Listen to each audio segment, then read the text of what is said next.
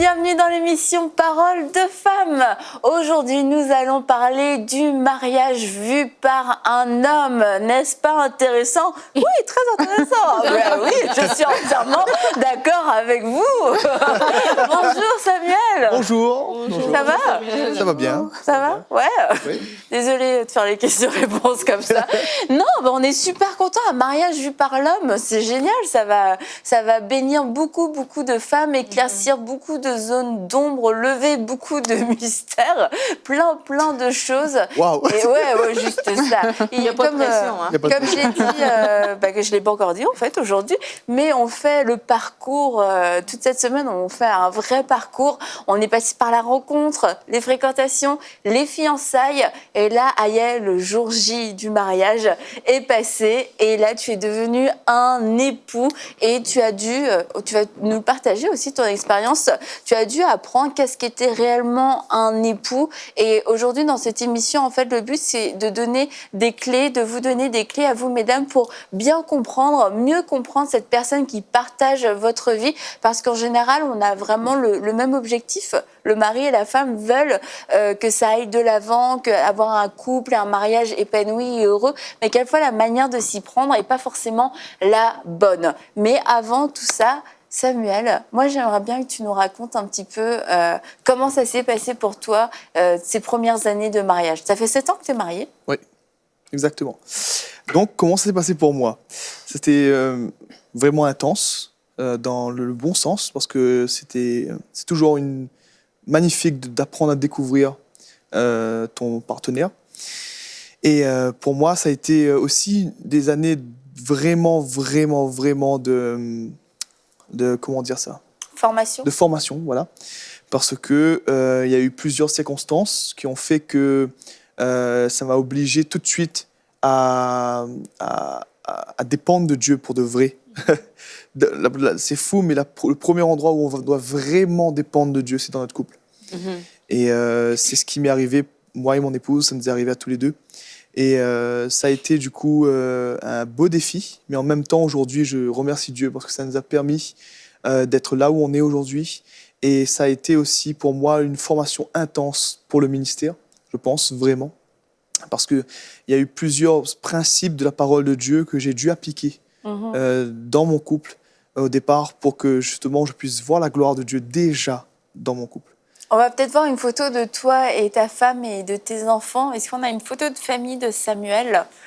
Voilà, ils sont magnifiques. Donc là, on voit sur la photo ta femme, Nathalie, et tes 3 petits-enfants qui s'appellent... Lucas, Eléa et Gabriel. Vous êtes vraiment une très belle famille. Et on te salue, Nathalie, et je réitère mon invitation. Nous avons hâte de pouvoir te recevoir sur ce plateau. Donc Samuel, et toi, tu as appris à devenir un époux. Mais est-ce que tu savais, quand tu t'es engagé, est-ce que tu savais c'était quoi un époux? Est-ce que tu avais quand même eu une bonne base? Oui, on va dire que j'avais étudié des livres, la parole de Dieu, j'avais fait un suivi mariage.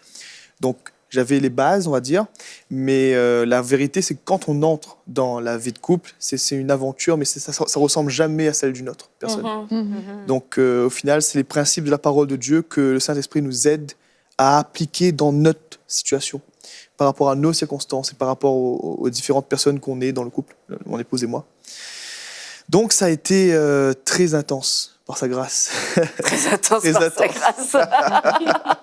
La grâce a été intense. Oui, la grâce de Dieu était intense. Ok, et donc on va continuer, on va lui poser des questions. C'est le mariage vu par un homme, donc n'hésitez pas, mesdames, à poser vos questions.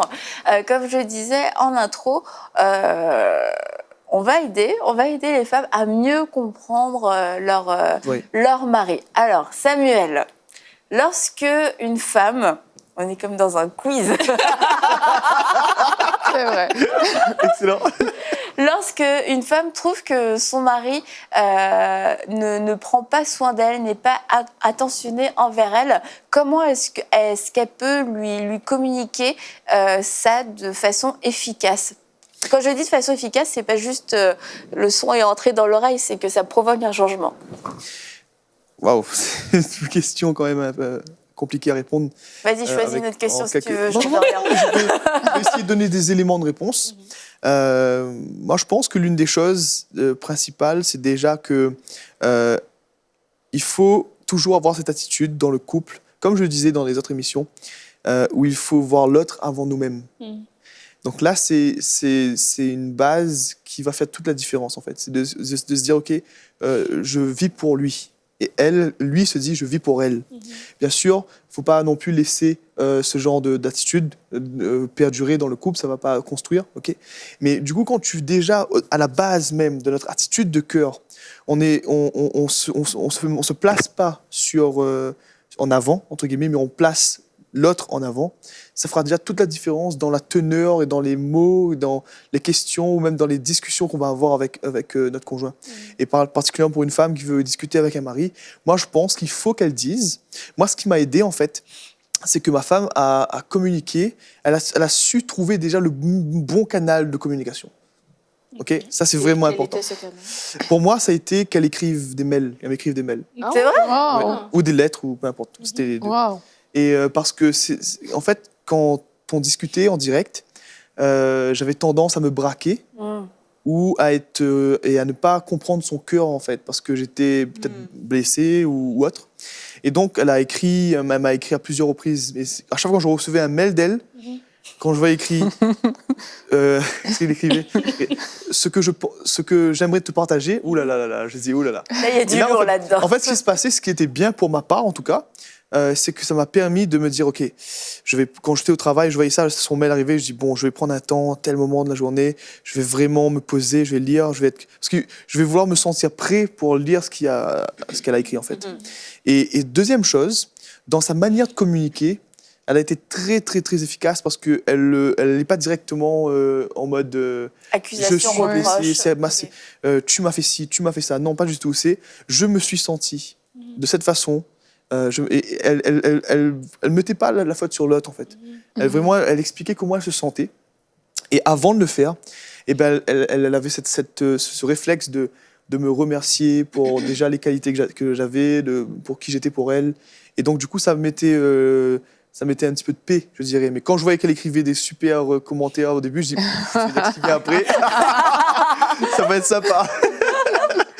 Donc, du coup, ce qu'elle écrivait ensuite, et ça me prenait. On a besoin de temps. Les hommes ont besoin de temps. Et j'ai bien aimé un jour, j'ai écouté une prédication d'un homme de Dieu, et il expliquait en fait en imageant l'homme et la femme. Il comparait l'homme à un ours et il comparait la femme à une surfeuse. C'était fou. Et en fait, je vous explique, c'est très simple.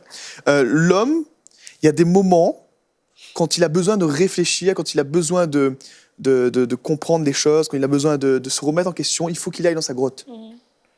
Et un ours, quand il va dans sa grotte, il faut qu'il soit seul. Il ne faut pas que quelqu'un vienne voir. Alors, ouais. Non, laisse-le. Tu l'as dit, ce qu'il fallait dire, laisse-le maintenant, prendre le temps de réfléchir et de se poser. Une femme, c'est une surfeuse. Elle a besoin d'être accompagnée quand elle est en haut de la vague et quand elle est en bas de la vague.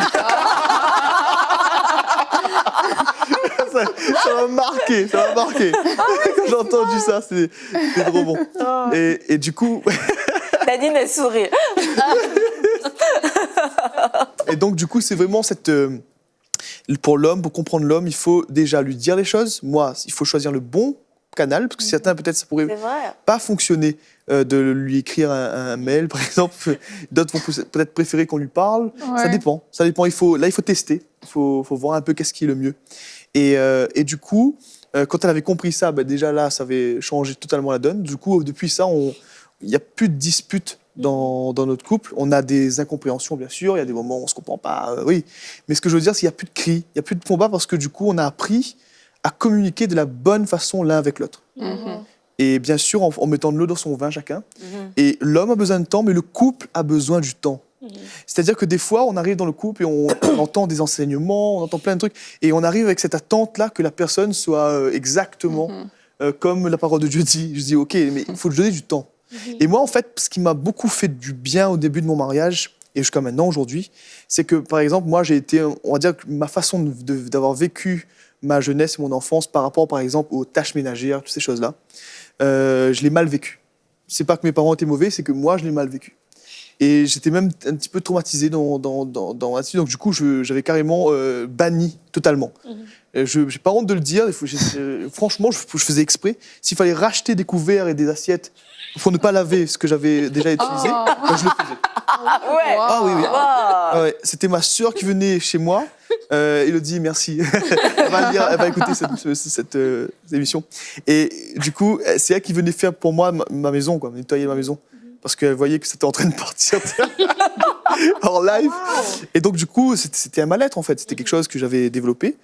Et ma femme, qui est à la base quelqu'un qui a besoin que ce soit propre, que ce soit... Et du coup, au départ, elle a vraiment eu du tact. Parce que du coup, elle m'a accompagné en me donnant du temps. Vraiment, elle m'a donné beaucoup de temps. Beaucoup de temps. Pas juste, je te donne une semaine, ok ? Une semaine, et puis dans une semaine, on verra si on fait la le point. grâce après est passée, c'est tant. Voilà. Mais elle m'a vraiment donné du temps. Et aujourd'hui, je ne pense pas être totalement l'homme parfait qui fait tout dans la maison, non. Mais je sais qu'elle peut le dire, quand elle sera là, elle le dira. Non, je ne vais pas. Mais je sais que je me suis amélioré dans plusieurs points, parce qu'en fait, elle m'a tellement pas jugé, elle m'a tellement pas imposé ça. En fait, ça m'a guéri dans le temps qu'elle m'accordait, dans le fait qu'elle m'écoute, qu'elle me dit « Mon chéri, t'inquiète pas ». Et je la voyais qu'elle faisait, à ma place, des choses que je devais faire, mais sans me reprocher de l'avoir fait. Mais elle le faisait vraiment. Et du coup, qu'est-ce que ça suscitait en fait, au début, quand je la voyais, faire ce que je devais faire moi-même, je dis « Mince, c'est moi qui devais faire ça ». Mais avant, quand je faisais ça, mes parents, ma maman avait beaucoup d'enfants, donc elle ne pouvait pas se permettre non plus de prendre 50 ans, d'accord. Quand moi je faisais une tâche mal ou que j'oubliais une chose, c'était tout de suite, hey, t'as vu, j'ai refait pour toi là. Mais demain là, ok. Donc du coup, là, j'étais surpris parce qu'elle ne le faisait pas. Elle le faisait à ma place, et puis elle avait toujours la même attitude avec moi, cette douceur. Et du coup, au début, le temps que je me rende compte, en fait, et quand je commençais à me rendre compte, ça me défiait en fait. Ça me défiait, ça me poussait à me dire « Purée, il faut que demain j'arrête de faire attention à ça ». J'avais pas besoin qu'elle me le dise, en fait. Il y a certaines choses qu'elle a eu à me dire, parce qu'au final, des fois, on voit pas. Quand même. Pas dire que j'ai tout vu, oh oui, c'est bon, je vais changer. Non. Il y a plusieurs choses qu'elle a vues, que j'ai vues, pardon, et que du coup, elle n'a pas eu besoin de me le dire. J'ai moi-même commencé à faire un travail sur moi-même, en fait. Et son attitude et sa patience... je sentais pas de limite dans sa patience. Dans le sens, elle ne disait pas ma patience a des limites. Hein. Tu sais, si c'est trop là, je vais partir quoi. C'était vraiment pour moi ça a été un baume de guérison.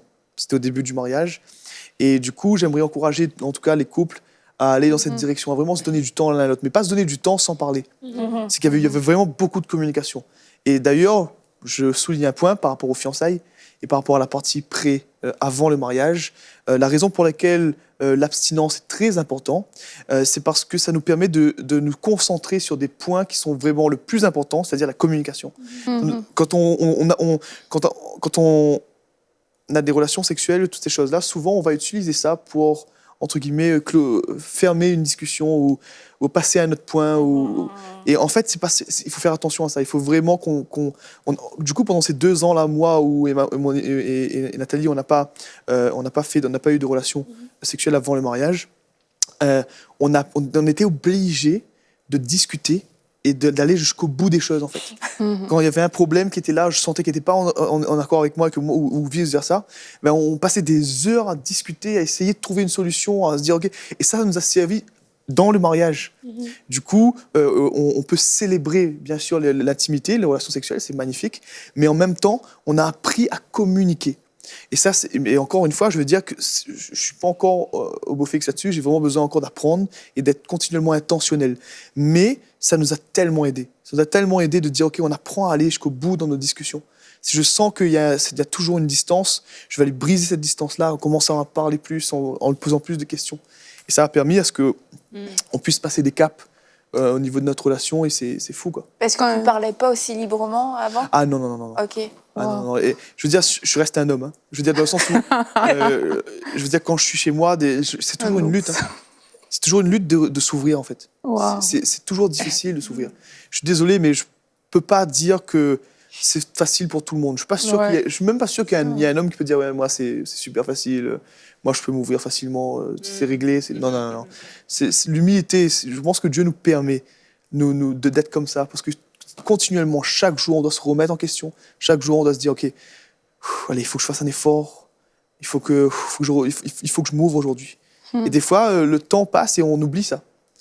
Et du coup, c'est bien quand on discute, c'est que, par exemple, elle va me dire, chérie, tu parles pas trop en ce moment, je sais pas ce que tu penses, je sais pas ce que tu vis. Moi, je te parle, mais toi, je t'entends pas. Et donc, du coup, là, ça me remet en question. Je dis, oh purée, il faut que je parle un peu plus. Et là, je mets mon orgueil de côté et tout ça de côté, et puis je dis, ok, je vais parler plus. Et c'est ça la beauté, en fait, dans un couple. C'est que quand l'un donne le temps à l'autre, mais en discutant. Waouh! Il y a une chose qui, moi, me plaît, en tout cas, dans l'attitude de Nathalie, c'est que, en fait, quand je l'entends parler, dans ma tête, je vois le verset « La femme sage bâtit sa maison ». C'est que l'attitude donne un sens à ce verset, en fait. Parce qu'ils n'ont pas forcément utilisé les méthodes de tout le monde. Elle a choisi d'envoyer un mail, elle a su discerner ces choses-là. Et elle s'est vraiment adaptée par rapport à sa maison pour la construire, pour la bâtir et pour faire sortir son mari Samuel de sa bulle, quelque part. Et ça, franchement, moi, en tant que femme, et pour les femmes qui nous écoutent aussi, c'est de voir ça, en fait. C'est quand on dit bâtir la maison, c'est vraiment prendre le temps de voir l'autre, comme tu disais au début, vraiment, regarder à l'autre, qu'est-ce qu'il faut que ça marche, qui correspond à la personne que j'ai en face, mais pas un modèle calqué sur quelqu'un d'extérieur, par exemple. Et c'est vrai qu'il y a une des choses que je veux souligner vraiment, que j'admire chez ma femme, c'est ce côté où elle prend le temps de questionner Dieu sur son éducation, sur comment se sentent les enfants. Et puis moi, je le fais, mais pas autant. Et du coup, elle m'envoie des messages avec ouais, c'est ce que Dieu me dit pour tel enfant, tel enfant, tel enfant. Je sens que c'est important que ça me travaille dans ce point-là. Et du coup, moi, quand je lis ça, je dis, oh mince, il faut que je pense un peu à ça aussi, quoi. Il faut que je me remette un peu. Et c'est fou parce que elle m'aide, en fait, à rester connecté à ma famille. À rester proche de ma famille. Et ça, c'est bon. Elle n'est pas juste là à dire, hey, regarde, tu fais ton ministère, tu fais ton truc, et en fait, tu nous oublies. C'est pas juste ça, là. Elle m'aide aussi là-dedans. Elle m'aide à rester connecté à ma famille. Et du coup, moi, quand elle fait ça, si moi, je ne réagis pas et que je néglige ce qu'elle fait, là, c'est différent. Mais c'est là que le travail de couple est vraiment très, très, très important. La synergie qu'on a l'un avec l'autre, c'est vraiment important. Et ça me protège aujourd'hui parce que je vois beaucoup de ministères qui tombent, je vois beaucoup de prédicateurs qui voyagent beaucoup et qui, au final, perdent leur famille.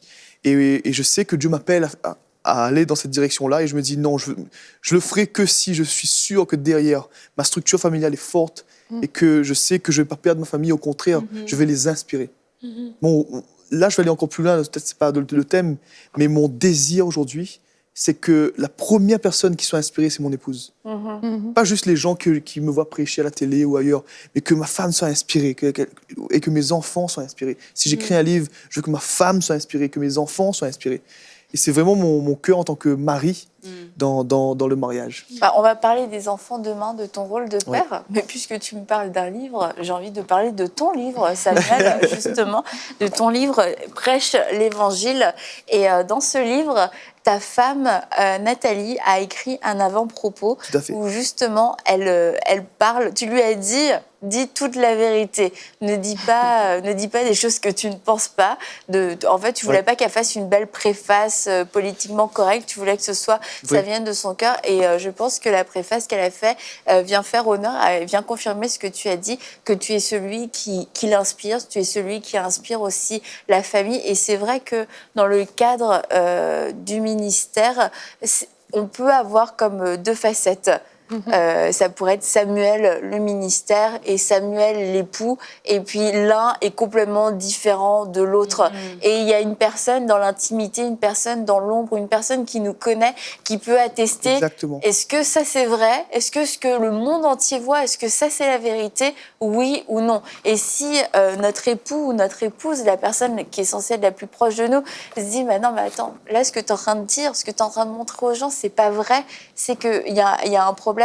Et c'est important c'est pour ça que c'est important d'avoir cette bonne relation dans le mariage, parce que cette première personne envers qui on va être redevable, et si on a appris à communiquer, c'est aussi celle qui va nous garder les pieds sur terre, c'est celle qui va nous garder dans la vérité et qui a un accès à notre cœur pour nous dire là, peut-être que tu t'égares, parce que d'autres personnes ne le verront tout simplement pas. Puis d'autres personnes n'ont tout simplement pas l'accès ni l'autorité de pouvoir parler dans notre vie. Et Un autre point. Et d'ailleurs, le livre Prêche l'Évangile est disponible sur samuelgrondin.com et nous recommandons ce livre qui, je crois, va vous enflammer, va vous passionner et va vous donner un nouvel amour pour les âmes et vous permettre d'annoncer l'Évangile partout où vous allez aller, à votre famille, vos amis, vos voisins, partout dans la rue.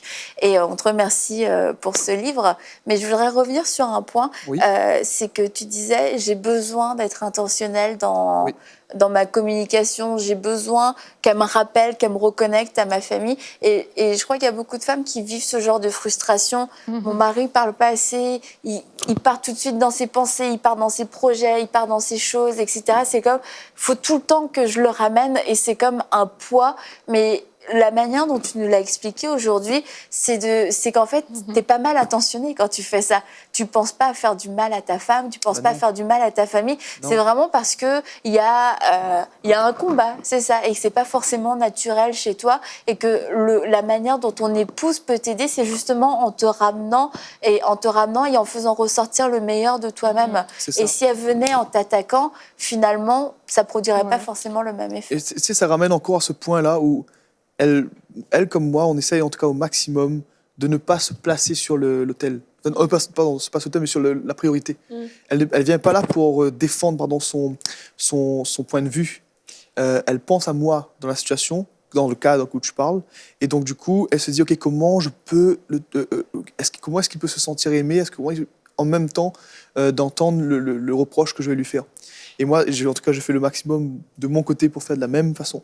De discerner aussi quelle est la façon qui va lui parler le mieux, comment je vais communiquer avec elle.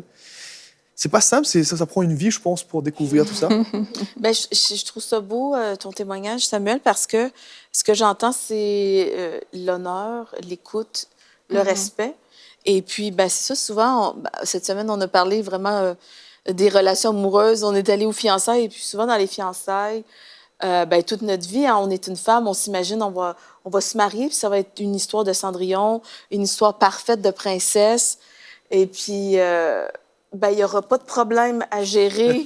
Ça va être parfait tout de suite au début. Puis des fois, on arrive, on entre dans une relation, puis c'est peut-être un petit peu plus compliqué qu'on avait pensé. Donc, jusqu'à date, je trouve que T'as bien fait ça. Non, mais je veux dire, tu as donné vraiment des clés. Nous, en tant que femmes, je trouve ça bien si tu peux continuer de nous expliquer vraiment comment vous comprendre pour vraiment passer cette période ou d'adaptation où vraiment c'est plus peut-être difficile de cohabiter, de coexister. Comment le faire selon vraiment le cœur de Dieu? Moi, je pense qu'il faut prier. La prière revient, pour moi, c'est la base.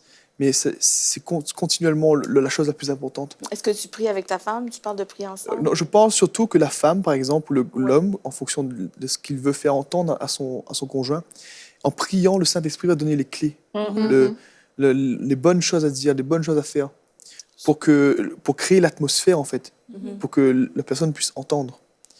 Et l'un des rôles du mari, c'est de créer justement, c'est de donner un espace sain et protéger sa femme et protéger sa famille avec ce que Dieu va lui dire au maximum pour que elle puisse s'épanouir en fait et pour que ses enfants puissent s'épanouir. Et sa femme de même, quand le mari rentre, elle va créer une atmosphère en fait d'attente. Pas d'attente dans le sens t'es pas là, comment ça se fait? Non, c'est juste le sens d'expectative. On va célébrer quand papa va arriver. Je vais te célébrer, et c'est beau de faire ça, c'est beau de travailler là-dessus.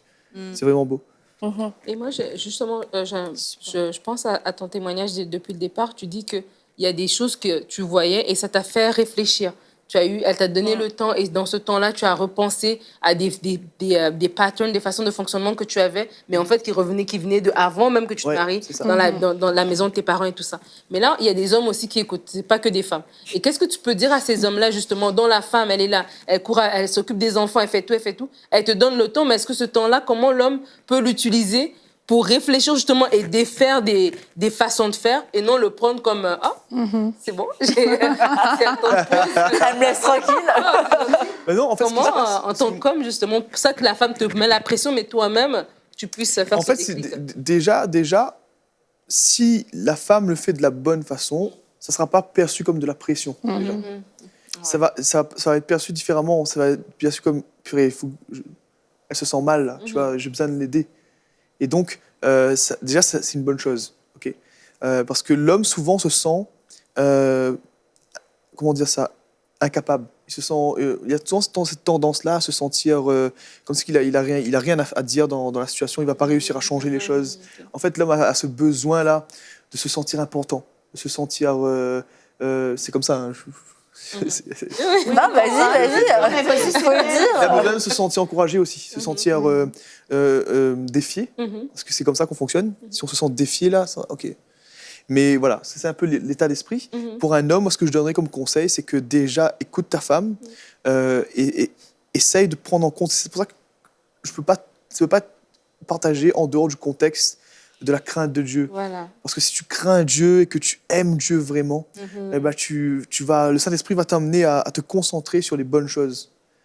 Et d'ailleurs, si tu vois en fait, en écoutant cette émission, que tu te rends compte que depuis des années, en fait, tu avais vu pourtant tous les signaux que ton épouse t'avait donnés, mais qu'au final, tu n'as pas fait un compte avec, ça signifie que peut-être que tu ne regardes pas au bon endroit, que ton focus et tu n'écoutes pas la bonne voix. Parce que si on écoute le Saint-Esprit, si on reste à l'écoute du Saint-Esprit, si chaque jour on s'humilie, on dit Seigneur, parle-moi sur ma vie, sur mon épouse, est-ce que je fais bien, est-ce que je dis bien les choses, et ben, ça permettrait que justement on se concentre sur les bonnes choses. Ça se peut, le Saint-Esprit essaye de te parler depuis des années, mais que tu es tellement concentré sur autre chose que du coup tu n'entends pas. Et je prie maintenant pour que le maximum de personnes, s'ils sont dans ce cas-là, qui se repentent et que vraiment on demande à Dieu de nous ramener sur l'essentiel en fait. En ce moment. Qu'est-ce que tu veux que je fasse? Quel est le focus de Dieu pour moi en ce moment? Et ce qui est fou, c'est qu'à chaque fois, c'est ma famille. Souvent, c'est ma famille, en fait. Et c'est bon. Parce que quand on change dans la famille, dans notre relation, dans notre maison, Dieu choisit de l'exposer. C'est Dieu qui choisit. C'est Dieu qui dit, OK, maintenant, je t'expose.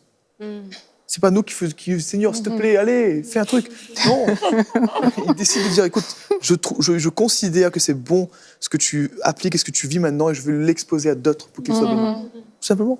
Tout simplement. Voilà. Tout simplement. Mais merci Samuel d'avoir partagé ton témoignage, d'avoir partagé ton cœur d'homme. Et je crois que certaines d'entre vous, il y a des voiles tout simplement qui se sont levés. Et aussi, peut-être certaines, vous aviez diabolisé votre mari. Vous pensez qu'il était devenu votre ennemi, qu'il vous en voulait. Ouais. Mais vous avez compris, je crois, aujourd'hui, qu'en fait, lui-même était dans un combat et qu'il a tout simplement besoin d'aide. Et en tant que femme, nous sommes appelés à être des aides et à faire ressortir le meilleur de nos maris. Et vraiment, on vous encourage en tant que sœur, avec amour et avec bienveillance, à laisser quelquefois votre orgueil de côté pour demander au Saint-Esprit comment est-ce que je peux toucher son cœur, sans même avoir raison, mais comment est-ce que je peux toucher son cœur, comment est-ce que je peux l'aimer, comment peut-il se sentir aimé grâce à moi, à travers mes mots et à travers mes paroles. Et on vous encourage à faire cette prière. Et je crois que les actions que le Saint-Esprit va vous pousser à porter vont rétablir une paix dans votre foyer comme vous n'avez encore jamais expérimenté. Et je vous dis à demain pour une prochaine émission de Paroles de Femmes.